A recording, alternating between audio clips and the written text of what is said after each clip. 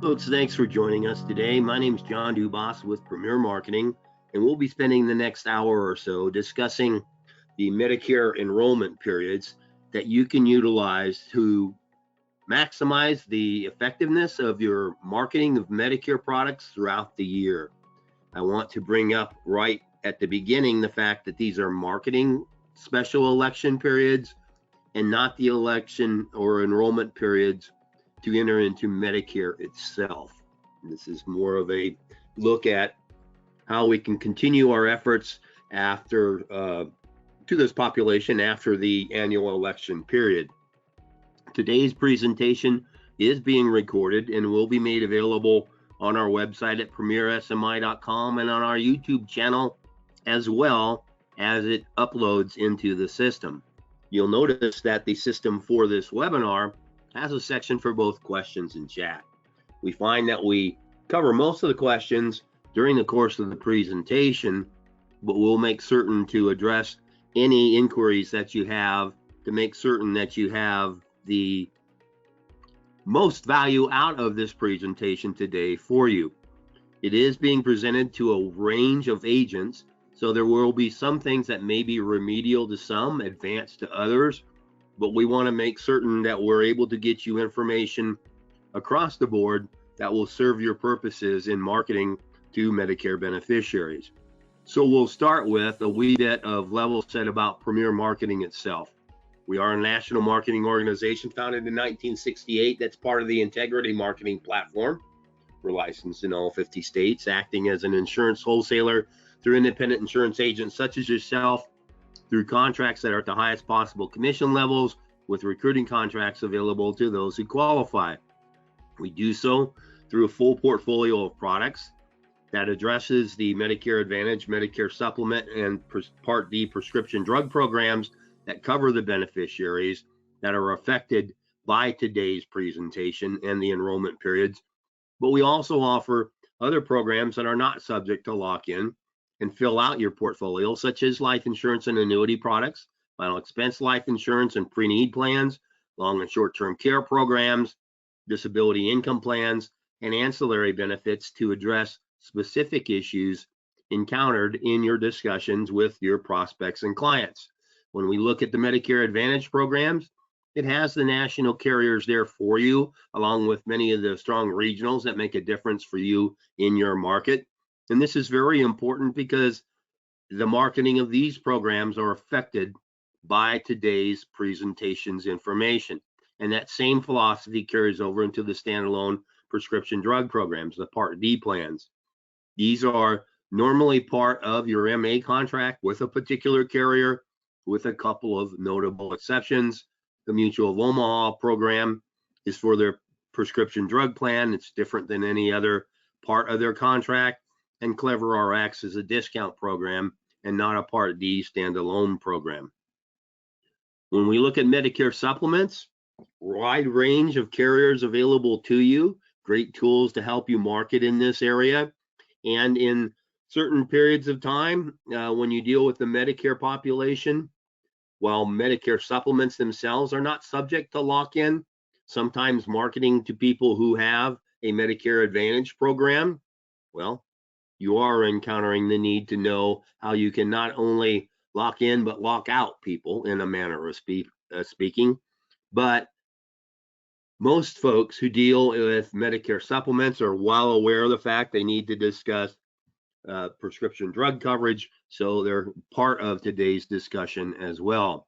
When we look at ancillary products in each of those categories, you have the national leaders, so we can address the need of our prospects and clients, give us additional marketing opportunities outside of some of the confines of the regulations we're subject to and with Medicare products. And of course, it does also create an additional revenue stream for ourselves and our agencies. When we look at the Medicare market overall, y'all are familiar with these numbers. If you've been in the Medicare world for any time at all, it's a near exponential growth with the aging of the baby boomers, the silver tsunami, people turning 65 and becoming eligible for access on a normal basis for the Medicare programs. But we're seeing a number of folks that will continue to work past the age of 65 many of them deferring their full access to Medicare benefits. So the numbers that you hear a lot of times with that silver tsunami, that 10 every second, 10,000 people a day, maybe tempered a wee bit, but it's more than made up for with the folks that are under 65 and are accessing their benefits because of medical disability. In this category, knowledge of the special election periods can be very, very, very helpful, simply because uncovering those prospects that are under the age of 65 can be a challenge sometimes.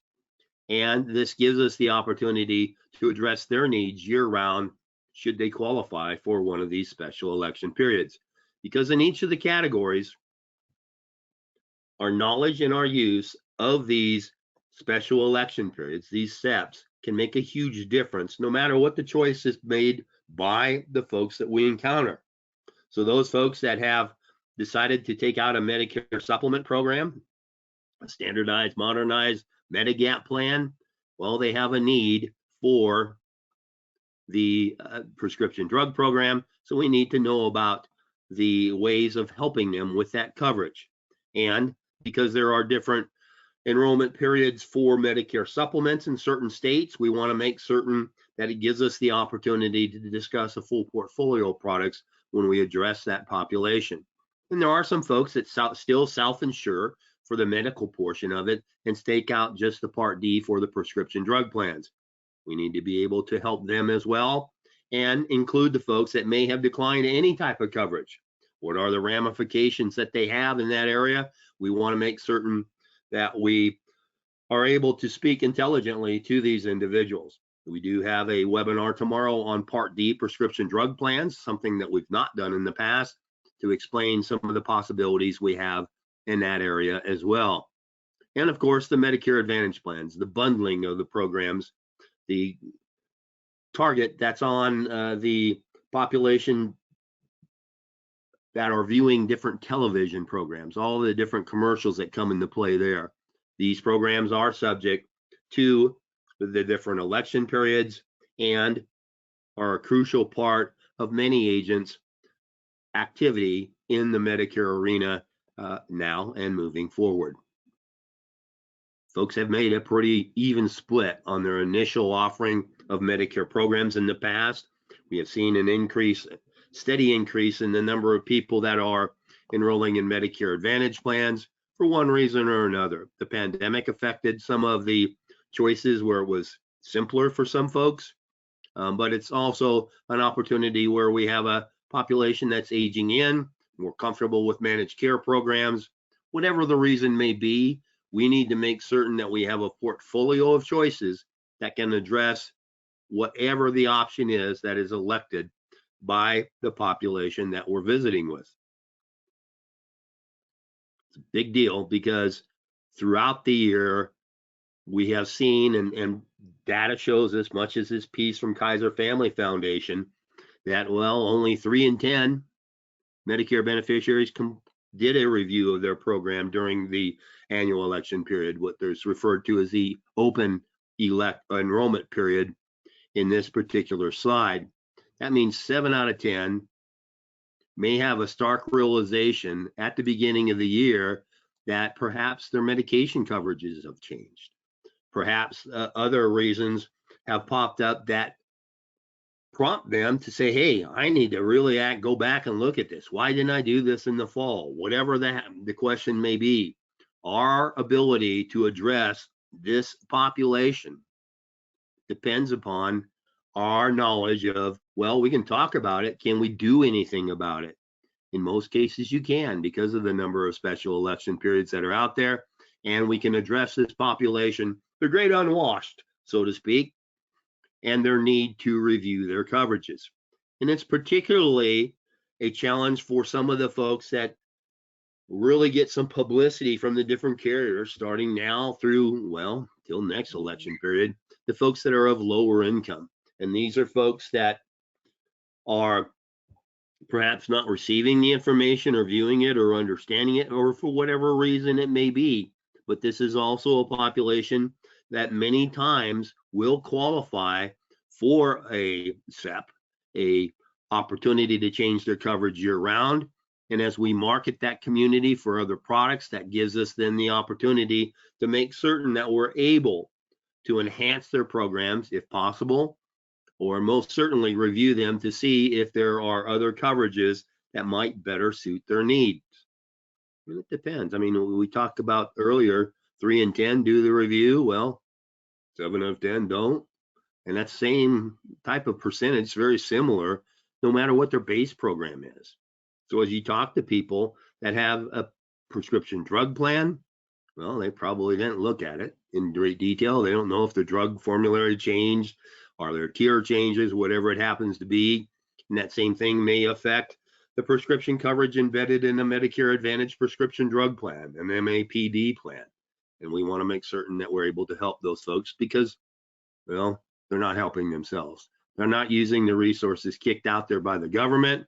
And if they do, are they able to understand it? So our ability to translate that information for these folks, which is one of the reasons why many people avoid making a decision. They don't necessarily understand all of the jargon. Well, this guide pulled from CMS.gov, yeah, man, what a list. 4,420 acronyms. No wonder people get confused. We have a language all of our own in this segment of the industry, much like we do in different pieces of the world. I have a brother-in-law that ex-brother-in-law now, but he's in the computer world. I don't understand half the stuff he's telling me because I'm not adept or I'm not up on some of the language that comes into play there. This gives us the opportunity to make certain that we are able to explain the differences in programs and help people comprehend the choices that they have. It also reminds us to make certain that if we do not limit the use of acronyms, which I strongly suggest, as we come across them, we define them for our prospects and clients in order to help them, once again, understand what we're talking about. So again, geez, some of the stuff, folks aren't looking at their Medicare and U-Book in any great detail to see what the base changes are to their coverages, if they're receiving it electronically or physically in the mail. Same thing through some of the programs and other information that's disseminated through the internet. It's not being used. So how can we help them understand? How can we set up a discussion on the possibilities of changes in their program? Well, we need to deliver the information to them in a manner that best suits their needs and gives them access to the detail that's necessary for them to realize, hey, I've got to do something. I've got to talk to this agent that's speaking to me. I don't want to call into an 800 number where they're not dealing with my network. They're not looking at the drugs themselves. They're just talking about, oh, gee, well, this one's got a low premium, or this is a hot benefit. Let's just do this and not do a full review.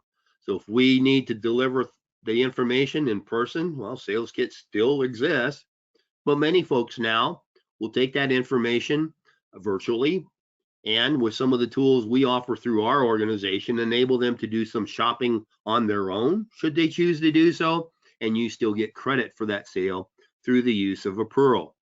And then, of course, there's that hybrid, or we need to chat both ways. Sometimes you still have to sit across that kitchen table, shake hands and kiss babies and get elected in order to help people with their choices. We want to make certain that we have the technology available to do that because folks are increasingly digitally savvy and they're willing to take the information and disseminate it within themselves in that fashion. And keep in mind, many of them, they prefer that. They want to do some homework ahead of time. Deaf research tells us that the majority of people coming on Medicare are shopping ahead of time before they reach out to anybody. And we've trained them to do so. With the onset of the pandemic, of the lovely COVID-19 and all the derivations thereafter, well, gee, in order to visit your doctor, you're doing it virtually, be it your primary care or your specialist. A bunch of the information need for a hospital admission on a planned service is done digitally. A lot of the prelim work, even with dentists are, and other factors that come as a part of what shapes our lives, hey, our celebrations of faith are done electronically in many circumstances. So we have an opportunity with a population of getting them the information on plan selection and making clear to them that though the open enrollment period, the annual election period, ended on Pearl Harbor Day on December 7th. We still have possible opportunities to review, examine, and if necessary and prudent, change their coverage no matter where we are through the course of the year. And that helps us because it also then opens up the opportunity to cross-sell. And we're aware of the fact that the more products that we have in the house, the better our retention is. And that's where our renewals become our salary. And this gives us then the opportunity to go in and visit with people about their plan choices, perhaps identify specific needs that aren't being addressed by the base program, and maybe they need information on additional dental coverage, or they're concerned about certain critical illnesses and they want a cancer plan or a different CI plan, critical illness program. Or through the course of this, they're made aware of the fact that, hey, I need help with long or short-term care programs. I need a final expense program. The whole discussion brought about by, hey, we will need to review your benefits may not be limited to just the base medical. We have to be careful about what we can say and when because of some of the regulations we're subject to, but it opens up a myriad of possibilities for us to enhance their product our product distribution and the coverages that they have. So when we look at the different Medicare enrollment periods, once again, we're talking about how we can help them with their ancillary coverages, their extra coverages, or their base medical coverages. We're not speaking in this particular instance on, gee, I'm aging into Medicare, how do I get Part B? That's an entirely different presentation. I talk a lot, and these go longer than some folks would prefer, shorter than others, but we want to make certain that we're focusing on the folks that have Medicare, A and B, and how we can help them with their base coverages. Because when we look at the opportunities we have in this area, we've got two distinct categories that we can approach these individuals with. And that goes back to the choices they made initially when they came into Medicare or thereafter. So are they in need of just drug coverage that's affected by these choices? Or are they interested in the bundled product, the Medicare Advantage product, which is once again subject to different marketing restrictions or regulations, and of course, different enrollment periods as well. And this then gives us the thought process that how do I gauge or direct my agency in my marketing opportunities because I want to focus on this segment of the Medicare population. I truly believe you need a base knowledge of all programs, be it the fact you consider yourself perhaps an MA agent versus a Med Sup agent or vice versa. Either way, we need to know about the opportunities of change available to our prospects and clients, because if we're out quoting someone Medicare supplement plans, they're going to ask about their drug coverage. And in the vast majority of cases, we need to be able to field those questions in a fashion that delivers service to our prospects and clients and also value to our agencies. So that doesn't necessarily mean, well, just go to Medicare.gov and plug in some numbers. Well, gee, I've got a program that can help you. I can do some base investigation for you. Let's talk about the medications you take, those sorts of things. You do an analysis, use the Medicare Center program and the tools that are part of that in order to help people, no matter what their choices are, when they get to that, well, as Yogi Berra said, it came to a fork in the road and I had to take it. Where are they going? We need to be prepared in each of those circumstances. Carriers do a really good job of helping us understand election periods. United Healthcare has always been very, very adept at putting out material that helps us explain these periods and how they can be of value to us and our prospects and clients. Perhaps in your market, this may be your lead program, or perhaps utilizing these numbers help us feel more comfortable in our discussion with folks. Of course it would, because we have a guide to speak with, but that's available through multiple carriers, plain and simple. The base election periods that we have, you're in this market, you understand that October 15th through December 7th is the annual election period. The AEP marketing opportunities beginning at the beginning of October, even though many people set it up in advance of that, as they should, just prepping people that the choices are coming. But we then have other periods that make us go into either a defensive mode or an aggressive outreach to our prospects and clients so they know that there may be contact by other individuals. Remember, we did a review. Let's stick to our guns. Things haven't changed since we talked in mid-November, but you have then the OEP period through the first 3 months of the year. This is a strange little bird here because, yeah, it's not one of the SEPs that we look at on an overall basis, but there are some things we can do and some things we can't. We don't speak to actually marketing an OEP period, though there are some that do and try, perhaps in violation of the regulations. But we need to be aware of the fact that this is an opportunity for folks to do some things with their Medicare Advantage plans. It's not an extension of AEP, but for those that have an MA plan, it gives them an opportunity to do some different switchings without using some of the standard SEPs that we have. Let's look at that. I mean, we got 20 of them that are laid out here. A lot of them deal with where a person lives. Okay, have they been institutionalized? Are they moving from one service area or another? Are they affected by the dollars that come in their household, or more importantly, the ones that don't? So we look at the different SNAP, MSP, LIS, all these different programs that are affected by income and assets.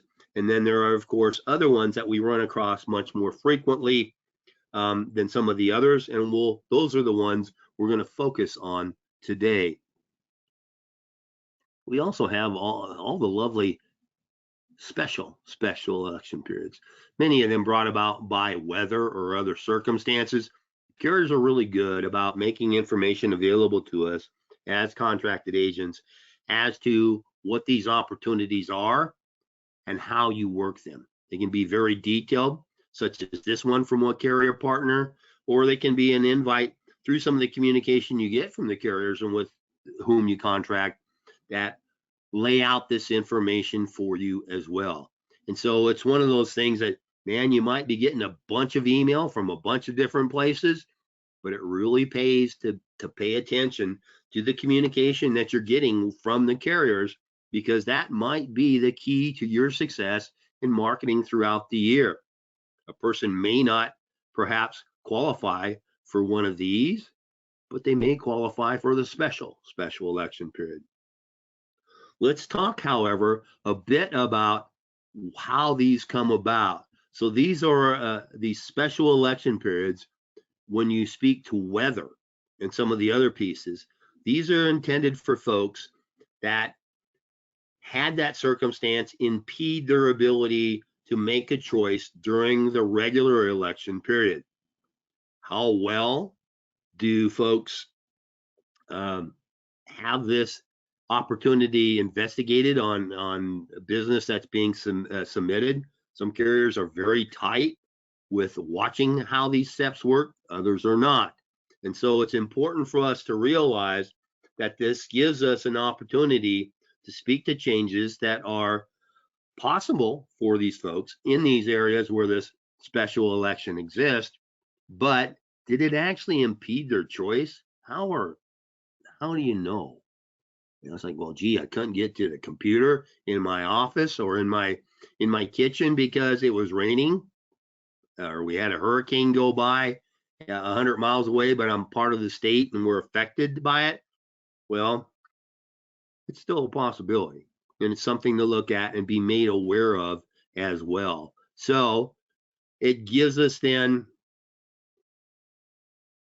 a way to utilize this special election period through a verbal attestation of the fact that, hey, I need to make a choice, and this is something that you can then utilize to do that review and submit business as well.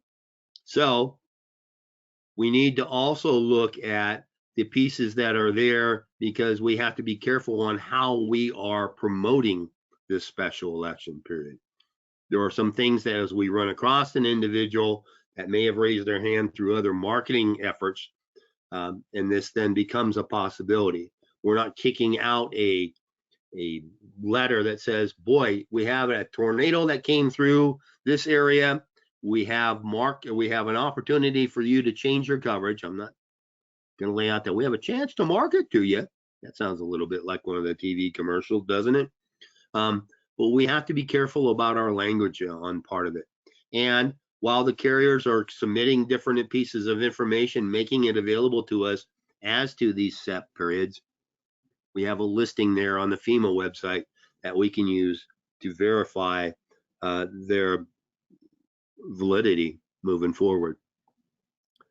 The open election period. This is that interesting first 3 months of the year that back in the old days, it was another way for us to do some different type of marketing for folks that are already on a Medicare Advantage plan. Back in the day, though, that gave us an opportunity to do some things with a little less oversight than what we see now. For the current population and the environment we work in now, this OEP only applies in our mindset for folks that are already in an MA plan. So this is not an extension where people can pick up additional drug coverage on a standalone drug basis. They can't change from just one PDP plan to another based on OEP. They can only use it once. Through that 3-month period, we can't technically market to it, and the MSA programs and cost plans aren't included in this OEP. So we do offer LASSO as a MSA.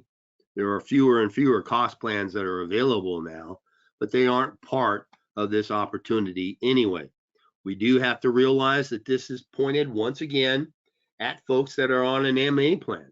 So it gives them an ability to perhaps, well, I didn't do that evaluation. I'm one of those 7 of 10 that didn't do a review. I've gone to the pharmacy, and as I submit my card, well, gee, my coverages have changed. If it's on a PDP or if it's on an MA plan. In this case, we're looking at folks that have MA coverage as their base coverage, and they have then a reason to awaken them to the fact that they need to evaluate their choices and perhaps switch. It's limited to certain circumstances. So you can switch MA plans from an MA, a Medicare Advantage, to a Medicare Advantage plan. One circumstance where you can actually add drug coverage to a person's benefit package is if they're on an MA plan and there's an MAPD program that serves them better, well, that's an opportunity to add that. You can, of course, do the evaluation, the Medicare Advantage prescription drug programs that are out there and move from one to another, or in certain rare circumstances, you might have somebody that has a Medicare Advantage plan with drug benefit and they want to go back just to an MA plan. Sometimes you see that in the veteran community or folks that have information on a retirement plan. They actually read it and they understand what they have. So it also gives a person who is on a Medicare Advantage plan the choice to leave that program and go back to original Medicare and have the opportunity to pick up a standalone prescription drug plan. Remember, I said, well, it's not an opportunity to pick up drug coverage. This is that other circumstance where someone's leaving an MA plan, they're going back to traditional Medicare. They may be picking up a med sup or they may be self-insuring, but they need that drug coverage. This creates that special election period in order for you to help them do so. It then gives an opportunity to make us aware of the fact that, well, gee, this is when we can add or drop Part D coverage when switching the programs. It has to be within the parameters of someone who has MA coverage. And picking up a Part D plan at this particular point in time is not guaranteed unless they were in an MA plan with the opportunity to go back to traditional Medicare. So some things that we want to make certain we realize, because you can't go from one standalone Part D to another standalone Part D plan through the use of OEP. We have other steps that might enable us to do that, but it's the way it is. And then we run across some people that go, gee, I didn't really realize that these Medicare Advantage programs could be to my benefit here. Can we go from, I just got original Medicare and a Part D plan, can I pick up one of those? Yeah, you can, but not by using OEP. So we need to look then at how we can do some things with the marketing of these programs. So what I've got on the next few slides that I'm going to roll through very quickly are some of the instructions and the assistance that we have with different carriers. This gives information to us from Aetna, and it tells us on what we can do and the tools that are available for us to help this population. A similar sort of guidance from Cigna, where they're looking at, hey, keep in mind during OEP, you still have business as usual. We got all these steps we need to look at and make certain that we're utilizing a proper way to change coverage. It also gives us a different latitude on how we market to these. So we need to make certain that we're not only looking for new business, but we're looking to keep what we put on the books or have had on the books as well. And that includes then constant communication thereafter. Since you can't talk to someone about, hey, you want to use the open enrollment period to change? Well, communication with your clients with some of the other pieces there may be different as to whether you're marketing to someone who you don't have business with, a prospect, or for someone that enrolled or continued in their coverage. Hey, did you get your new member card? Have you utilized some of the extra benefits that they have, such as over-the-counter medications or some of the other things? So you have different ways to communicate to your book to keep them in play. And that same type of philosophy is espoused by all of the major carriers that you see in the market, and they all give you direction as to what you can and cannot do during OEP. Our biggest thing is don't talk about it because if you don't need to at all. Most folks aren't aware of the fact that they can do a review. That's part of our intent. We're going in there with our standard special election periods, which give us a greater opportunity across the board than the OEP anyway. And we want to make certain then that we have proper material that can back up what we're saying should we need it. CMS kicks out information for us that we can use on different pieces that are available to us. So keep in mind, remember, this is being recorded, so you don't have to scramble to, where's the link to that thing? Well, it's coming to you, and it'll give you additional information on understanding this particular avenue yourselves as well. So let's go back to those standard special election periods, if we can call them such. And which ones do we look at, or which ones do we run across much more frequently? Keep in mind, in my mind, a lot of this depends on, am I losing group coverage? Am I changing my service area by moving from one area to another? Or are some of my choices influenced by my pocketbook?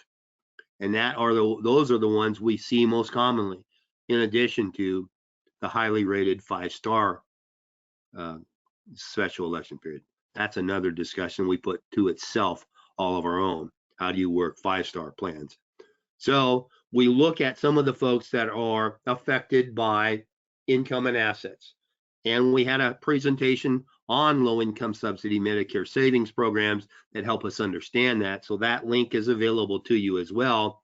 But these programs may be directed at a population affected most frequently by their income or lack thereof.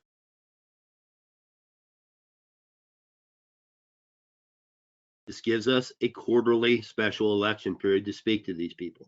And they may already have this assistance for the cost of their medications in play, or they may qualify and they don't have it in play, which is another thing we went through in a different presentation on how to determine that and how to help these people and grow our own prospect pool, enlarge it by the use of this entitlement program. There are different pieces that come into play with low-income SEPs. 3 years ago, I believe, it was much more simple, but you have taken some of the, or you're subject to a kind of a drawing and quartering of this SEP based on certain circumstances. But it boils down in most cases to, you fit these guidelines of income and assets. Have you used that SEP already this quarter?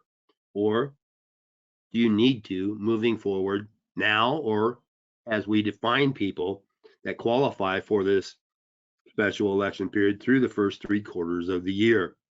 It gives us the opportunity to make certain that we are handling people in different subsets properly. You don't run across some of these as often as we do on the others. We want to note this here so you have the information to use it should you run across that unique individual. These are opportunities for us to make certain, however, that we also look at and understand the fact that even though some people may qualify for a low income subsidy special election period, they may not be able to exercise it because they're considered an at-risk individual. In most cases, those are the folks that have some physical challenges and have been prescribed opiates. And with the opiate crisis, which was the big talk before the pandemic hit, we're looking to address a segment of the population that was just basically medicated and became addicted to different opiates. And these people then, well, gee, I ran out of my coverage on this drug plan. I need to look at something else that'll help me with the cost of these.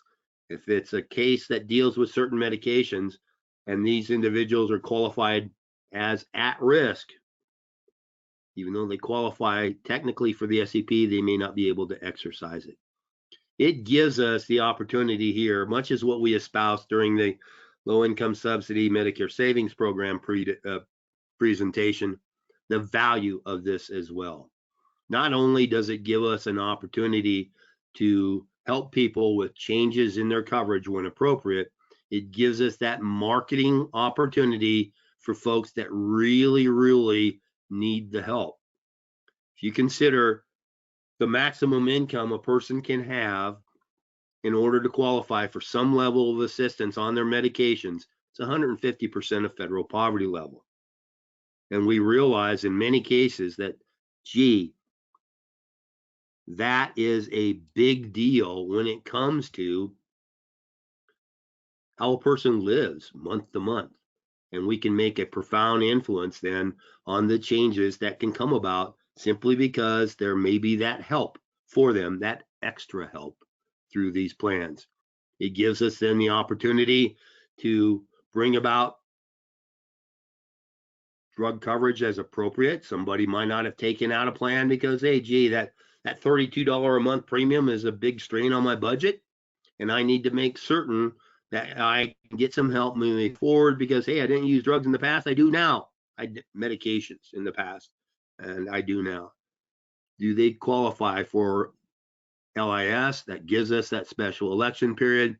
It helps us take care of their needs, including waiving a late enrollment period if it happens to be so, and can start them on an application process for help with their medical expenses through a Medicare savings program as well. So it brings a lot of benefit to the table, and it is an opportunity for us to visit based on just, hey, is your income below this rate? We may be able to help you with the cost of your medications.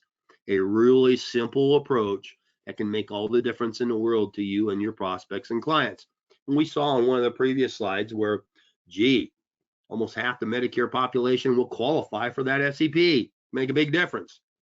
The MSPs, well, gee, they go up to 135% of federal poverty level. The ones that can really help people the most are at 100% and below.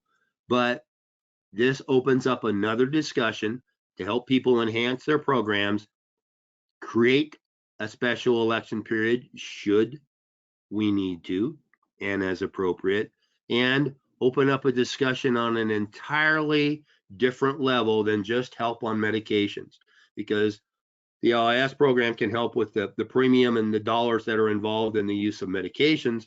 This we're going into, yeah, we may be able to help you get assistance for your Part B premium and perhaps some associated costs because of where you are with your income and assets.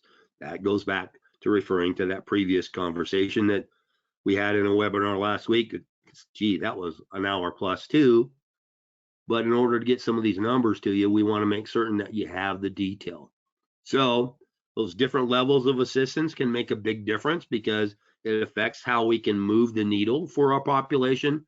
But in each of these categories, once again, this is an opportunity for that special election period based on income and assets. Let's move beyond dollars and cents. Let's look at perhaps some of the other pieces that are most common for us. And these are ones that I have selected that I have seen most activity with. So you have an opportunity to change because it involves group coverage, or you move, or you may qualify for a special needs plan or lose that eligibility for that special needs plan. We talk about different programs there as well. The dual special needs plan comes into play, and a lot of the carriers are really investing in it and really talking about it. So we need to be aware of it. It also gives us then that opportunity to speak about changes brought about during the open enrollment period. Yeah, well, you can disenroll, whatever. This, out of all of them listed, is probably the one you have to be most careful about on how you approach and how you utilize it. There are, of course, too, the T65s, turning 65s, the people that are eligible for choices. Keep in mind, this may well apply to individuals that have had Medicare before the age of 65 because of medical disability. It gives us then another opportunity as they turn 65 for a bunch of different choices, and some of it outside of the Medicare Advantage world through the opportunity to pick up a Medicare supplement on a non-underwritten basis. So some big things that come into play there for you and your prospects and how you market yourself and your agency. And then, of course, there's the 5-star plan that there was a proliferation of these programs during the pandemic because of some changes in the rating system. It's changed a wee bit this year going into 2023 with 5-star plans, but we have a number of them available, and we need to speak to how we can market that. We go into greater detail on a presentation just on 5-star, but we want to get you some base information on it today as well. So when we look at the folks that have an opportunity to change coverages because of group coverage, loss of group coverage, voluntary or involuntary, if they've got the appropriate underlying Medicare coverage, which some do, some don't, so that's where we need to look at picking up, how do we pick up Part B, that sort of thing, because we deferred it for one reason or another. These are folks that fall in that category that I mentioned earlier, where we have the aging of the baby boomers, but some people are working past the age of 65. They've deferred their Part B compliantly without any type of penalty because they had group coverage.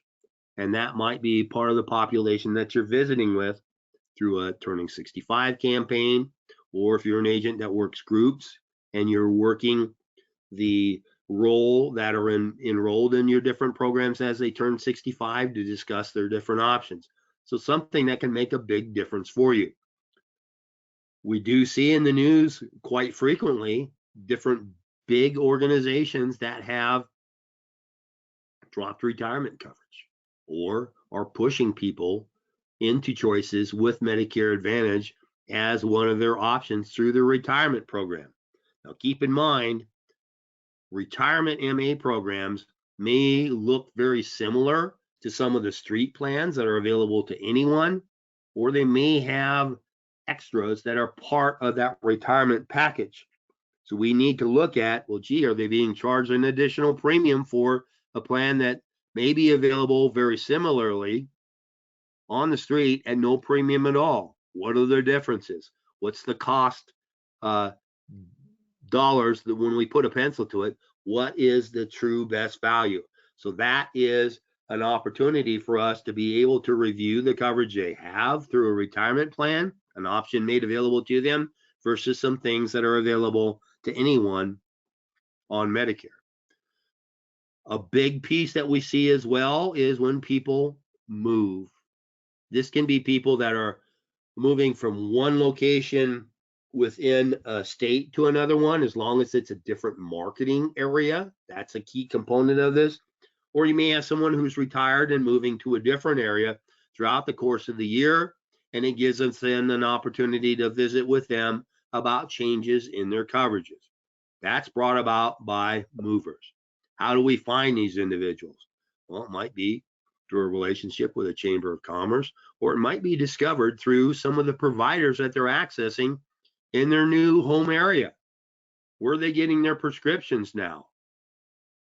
Gee, I worked retail. I really need to make certain that I stay in touch with these people, even though my involvement in that particular Walmart location, for example, ended with an in-store presence at the end of the open enrollment period.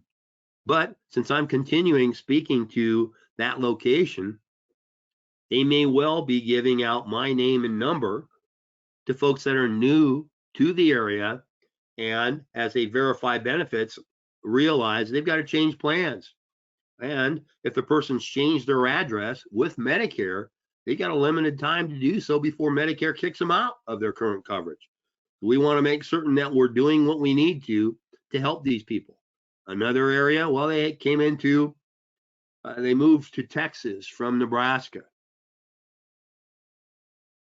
And then, of course, I need a new doctor because I'm not driving back 700 miles, flying back to see my primary care doctor because I have the flu. I need someone local.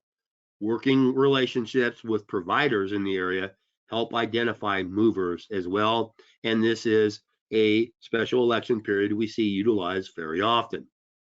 There are then, of course, I mentioned the folks that will qualify for a special needs plan. We talked about this in another presentation as well, but there are 3 different categories we have for an opportunity to use this special election period.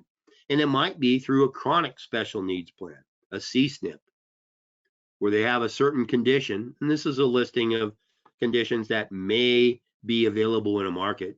Guarantee you they're not in all markets, all of them across the board, mostly limited to cardiovascular or pulmonary or dealing with diabetes are the most common CSNPs.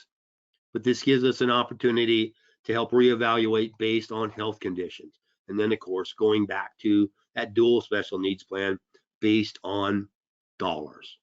So you have a special election period based on certain circumstances dealing with health or the health of their wallet.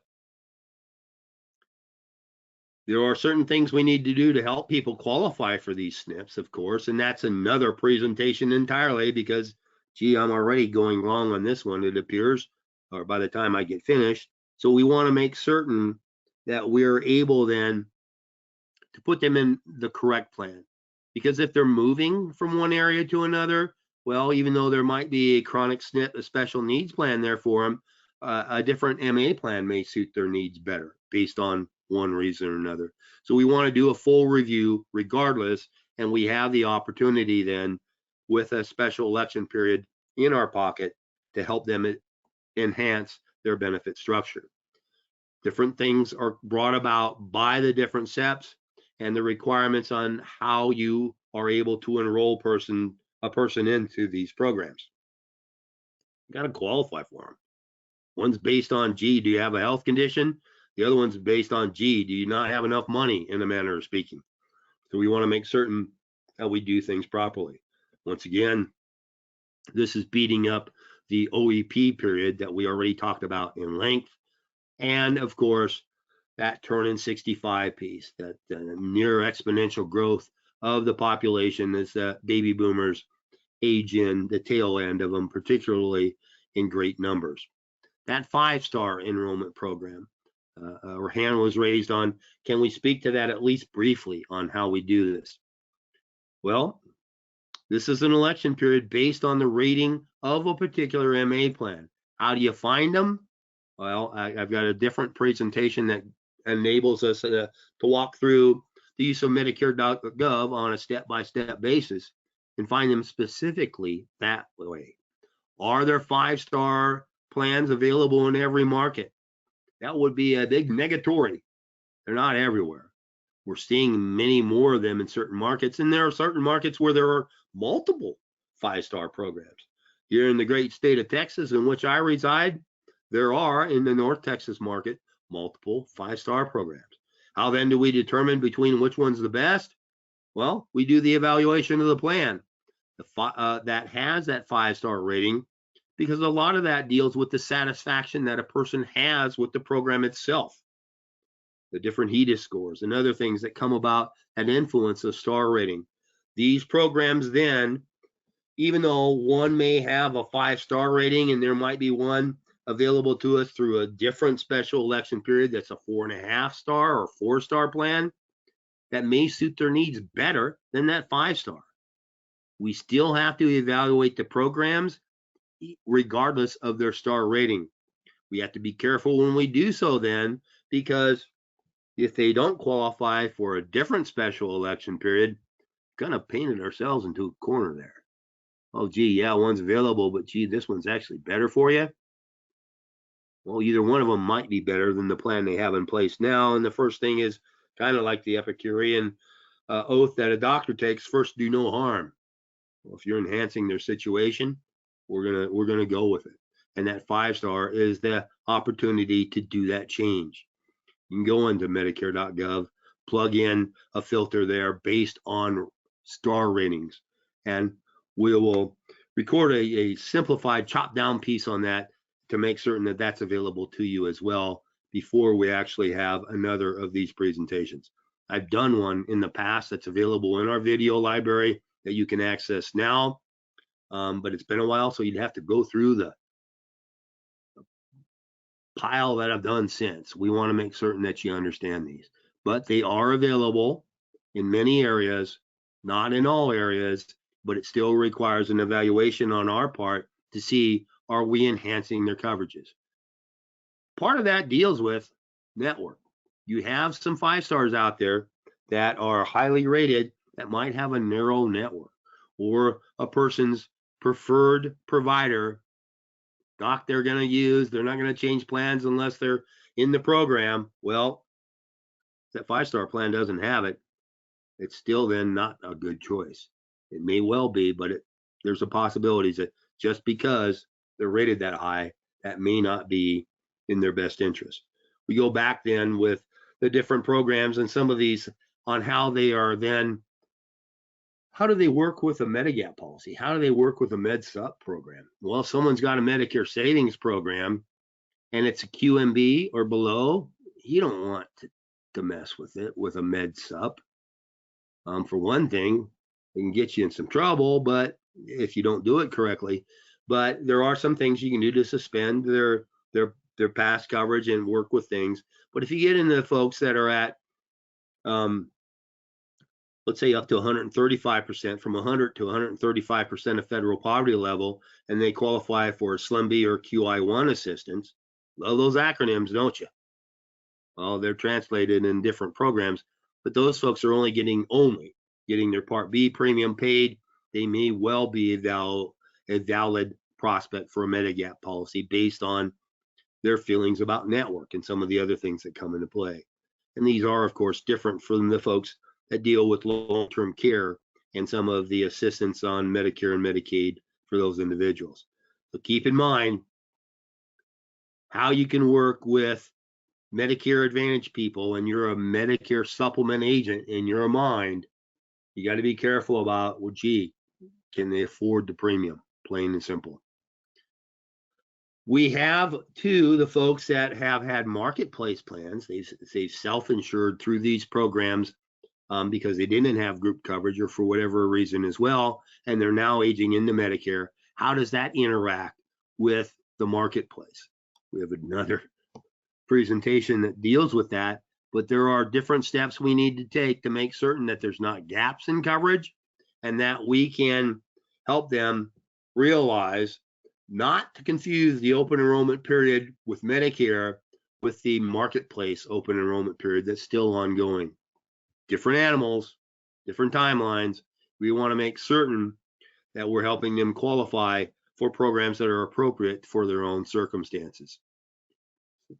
Plain and simple, Medicare is not part of the marketplace. And you'll find that if you have a marketplace plan and you go on Medicare, you got some choices you got to make lickety split. We got to make certain that we're following the appropriate timelines, because hey, that marketplace OEP, that annual election period for that population, that expires at the end tomorrow as well. When we deal with these folks, we need to know if this is part of your marketing thrust, or if you've done business with someone under 65 that's now aging in off of a different product. Do you know what you're doing with these different programs? So it requires some prep on our part, because you need to know the plans and the networks across the board for both programs. Are they open to, or are they receiving assistance programs on their marketplace plan? I mean, you get a whole bunch of the advertisements on that is we can get you coverage free through some of the assistance programs. They come into Medicare, that goes away.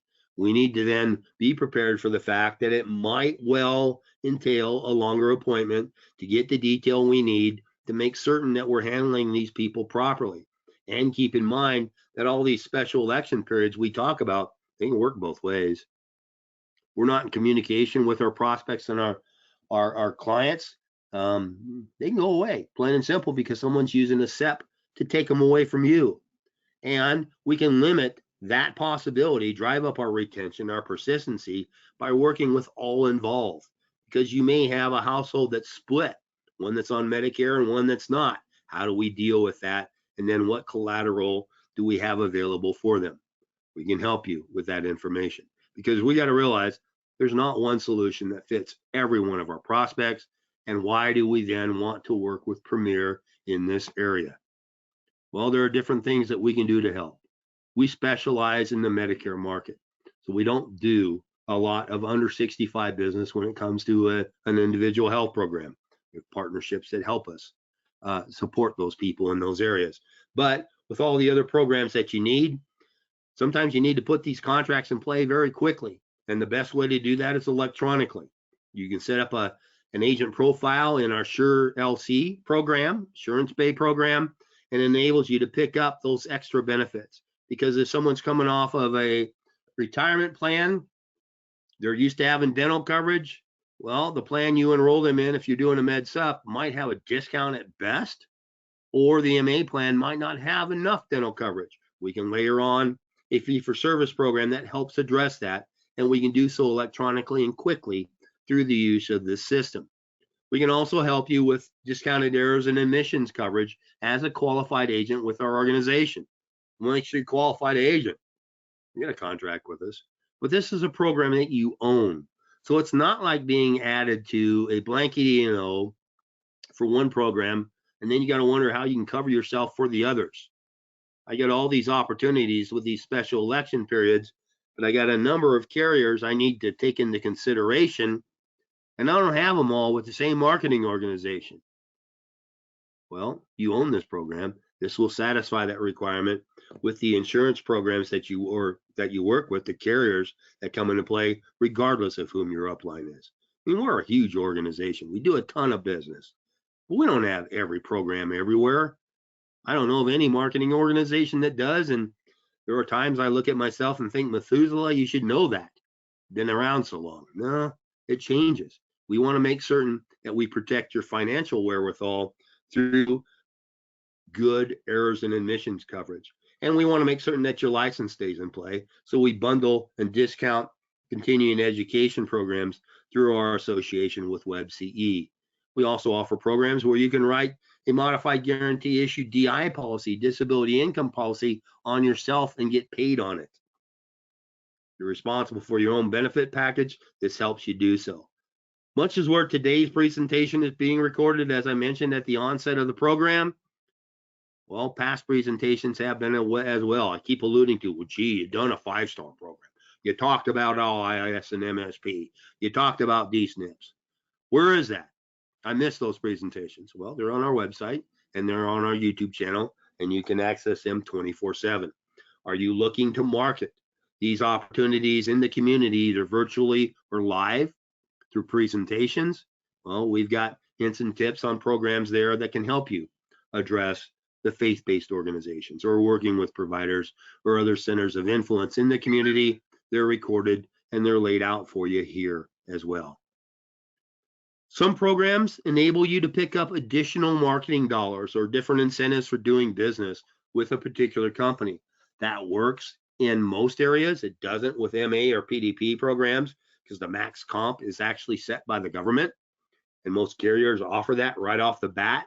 So they can't offer you an incentive-based program where, oh, gee, you write 5 apps with us, you get an extra $100. No, it doesn't work that way with MA plans, but it does with many med subs, many ancillary programs, and those incentives may help us qualify for carrier trips and may help us qualify for different incentive programs we offer at Premier as well.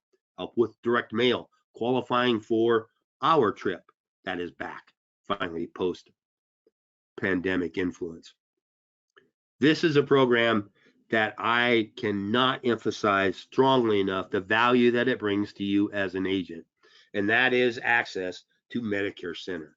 It gives you, through a single login, access to multiple quoting engines where you can collate information and put out recommendations based on that discussion, and do so compliantly, because it helps you collect and store not only the scope of appointment, but the call recordings that came about probably as a reaction to some of the television commercials that we see. It helps you in both those areas and stores it for that 10-year period that's required in each of those requirements. That Pearl, what's that?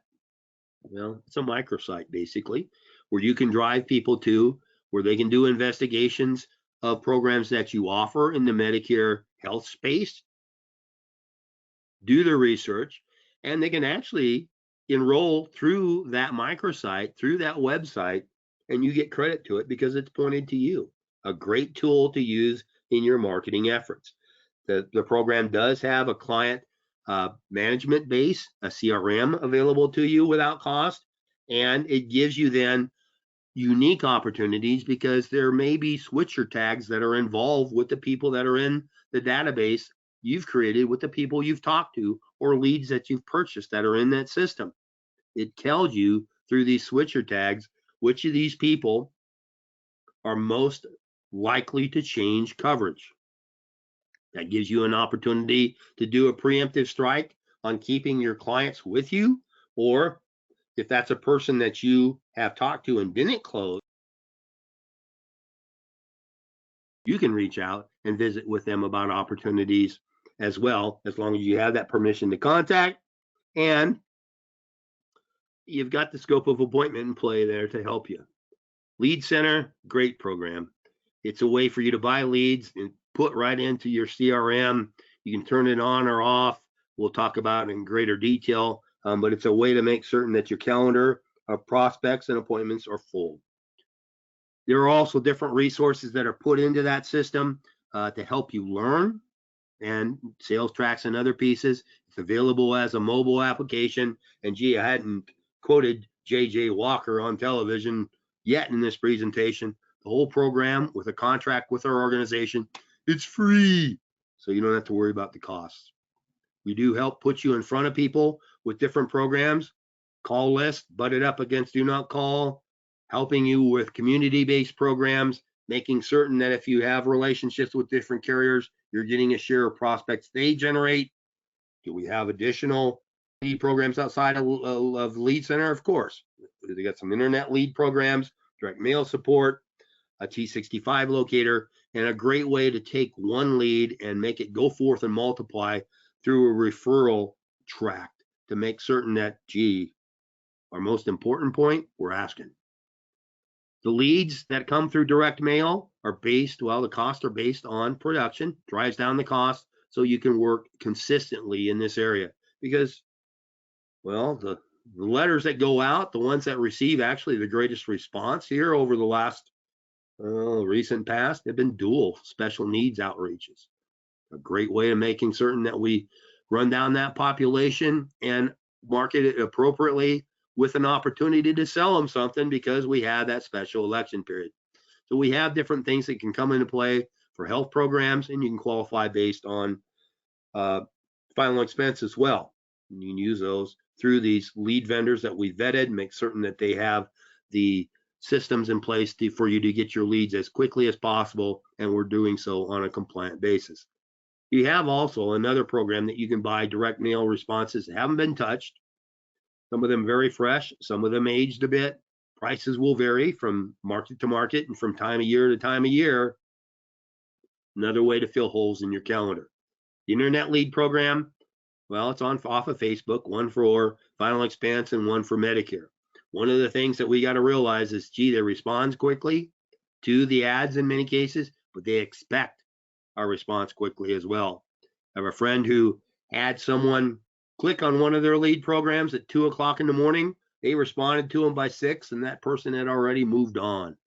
We need to make certain that we handle these people as expeditiously as possible, as quickly as we can. Lead Center, you can turn it on and off through Medicare Center. It gives you the opportunity to have a live transfer or leads put into your book based on how you're buying them, plain and simple. They're not free, but they're discounted, and they give you an opportunity to actually pick up some things on sale occasionally as well. Great way for you to investigate a lead source, a great topic of discussion for you to have with your agent success manager, your marketer with Premier. A T65 locator helps pin down where people are physically, plain and simple. You download it to your smartphone or your desktop or your laptop, you register, they find out you have a contract with our organization. It too is free. A great way for you to make certain that if you're in an area, you're maximizing the value of your time in that area. That referral program doesn't apply the prompts as to just the sales process, if you sell them or not. It's a great way for you to go back and engage your book of business. You're calling on people after the first, well, in the first quarter, have you got your new card? Are you doing this? Second quarter, perhaps you're going back to them and say, hey, I got a great new dental program that pays in addition to any other coverage that you may have. Do you know of people that might need this program? One of the first responses you may have is, yeah, me. But they may have Sister Josephine down the street or Brother Joe down the street that they need help with dental as well. So it's a great way to go back and cross-market your book of business. We do all this because evidently I like to talk a lot, and we're gone past the hour, my apologies, but we do this because we want your business. We want to help you be productive throughout the year, make the goals that you've set for yourself and for your agency. So we don't have huge peaks and valleys. We look at those 22 standard special election periods we see year after year. Knowing how to use them can really level out the peaks and valleys of our commissions that are being paid, because, hey, all that MA business we did during the annual election period, we don't get paid until after the first of the year with it anyway. We can still go back to these folks. We can talk to them about other programs that pay upon issuance. So maybe a DVH program, a dental vision hearing program, Final Expense, whatever it happens to be, something that pays and pays us now, because, hey, we want Christmas too. We want to celebrate Hanukkah or whatever our faith has with gift giving. We want your business, and we want to be part of that process. So you can take these special election periods, integrate them into your personal marketing program. We did a planning session on that last Friday. You can put it in play quickly, and it can affect your business as soon as today if you're utilizing it properly. So all that said and done, I want to check really quickly to make certain that I handled any questions that might be there. We had one that asked to make certain that we talk about 5-star plans as compared to the OEP. I think we did address that, Dave, but we can get specific information to you if it didn't satisfy your question. Everything else I think we've addressed pretty well. At this point in time, I want to thank you. If you've done business with us in the past, you're familiar with Premier Marketing, thank you for that business. It is truly appreciated. We hope to deepen our relationship with you based on some of the material and the opportunities that we can present to you. If you're new to Premier, thank you for investigating the possibilities of doing business moving forward. We have some great people that can really help you. If you don't have a relationship with someone in our offices, we're going to create one for you so you have a conduit for information that can help you be successful in chosen components as part of your marketing program. But for everyone, I want to thank you for the investment of your time here today. Your most valuable commodity, a huge opportunity for us to say thank you. We realize that this takes time in many circumstances. We want to help you across the board and bring value to you. So until we're able to visit with you again in the very near future, we hope, I wish you good selling. Thanks so very much. Happy holidays, and we'll talk to you soon.